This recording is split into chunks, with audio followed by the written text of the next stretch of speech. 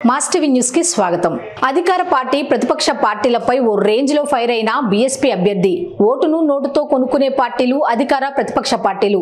ఓటుకు నోటును ఇచ్చే పార్టీలను నమ్మొద్దండి. ప్రజల సంక్షేమం, ప్రజా శ్రేయస్సుకు పనిచేసే పార్టీ బీఎస్పీ పార్టీ. బీటీపీకి నీళ్లు తాగడం అధికార ప్రతిపక్ష పార్టీలకు చేత కాదు.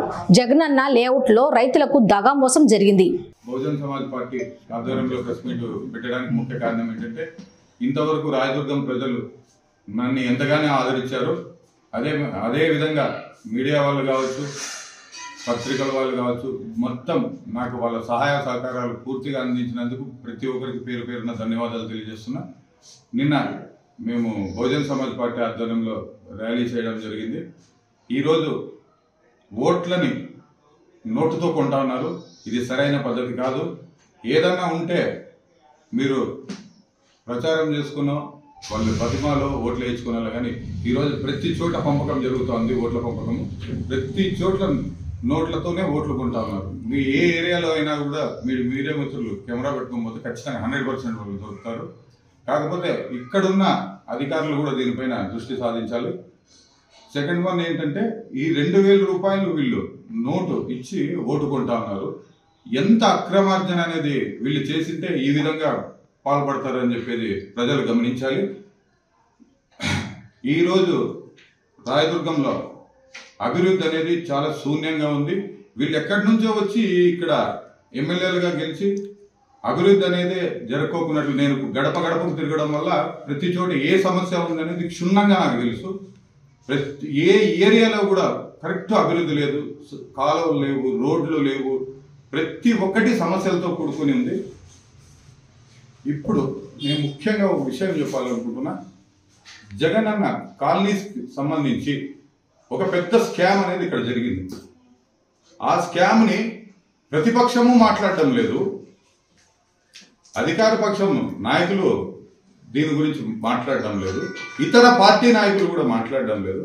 అది ఎందుకు మాట్లాడడం లేదో నాకు అర్థం కావడం లేదు. ఇప్పుడు కేవలం ఒక చిన్న ఎగ్జాంపుల్ తీసుకుంటే, ఒక సర్వే నంబర్ చెప్తాను నేను.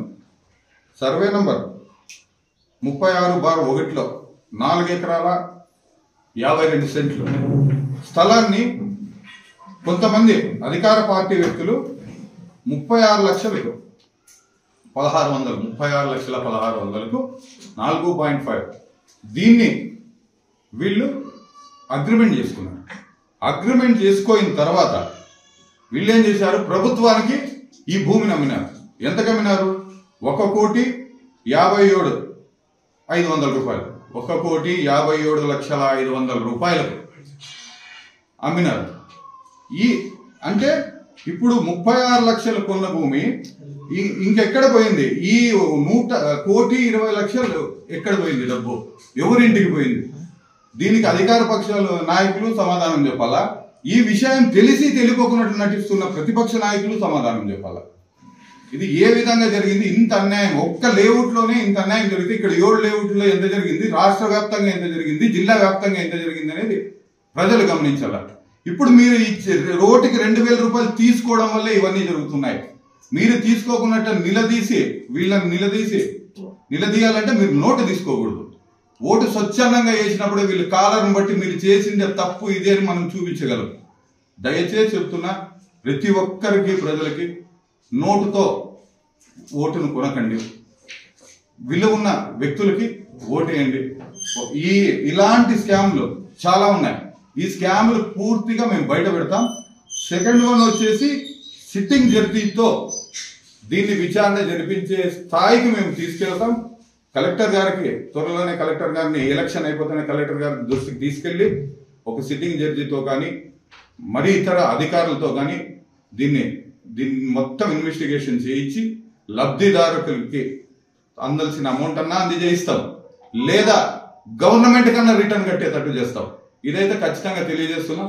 ఇప్పుడు ముఖ్యంగా ఓటర్స్కి నేను ఒక్కటే చెప్పేది, ఇలాంటి స్కామ్లు చాలా ఉన్నాయి. ప్రజలారా, రాయదుర్గం ప్రజలారా ముఖ్యంగా చెప్తున్నా, ఇలాంటి స్కామ్లు చాలా ఉన్నాయి. ప్రతి స్కామ్ను నేను బయట పెడతా. నిన్న ఒక నాయకులు మాట్లాడినారు, మన ఎమ్మెల్యే గారు బీటీపీ ప్రాజెక్టుకి వాటర్ గురించి మాట్లాడారు. 150 కోట్లతో జగనన్న వాటర్ తెస్తాడని చెప్పింది మీరే, చేసింది మీరే. మరి ఈ రోజు మీరు మరే జగనన్న ఈడంట, ఇంతకుముందు జగనన్న ఇచ్చినాడా, ఇప్పుడు ఈరని చెప్తున్నారు. ఇది కరెక్ట్ కాదు. మీరు పక్కదావ పట్టుకొని వచ్చి మళ్ళీ ఆయన అండం ఎంతవరకు మీరు పరిపాలించారు కదా. ఎన్ని సంవత్సరాలు పరిపాలించారు? అధికార పార్టీ పరిపాలించింది, ప్రతిపక్ష పార్టీ పరిపాలించింది. అప్పుడు గుర్తురాని బీటీపీ డ్యామ్ వాటరు ఇప్పుడు మాత్రం గుర్తొస్తుందా వీళ్ళకి? ఏ విధంగా గుర్తొస్తుంది మీకు? అసలు వాస్తవంగా వీళ్ళకి ఓటు అడిగే అర్హతే లేదు.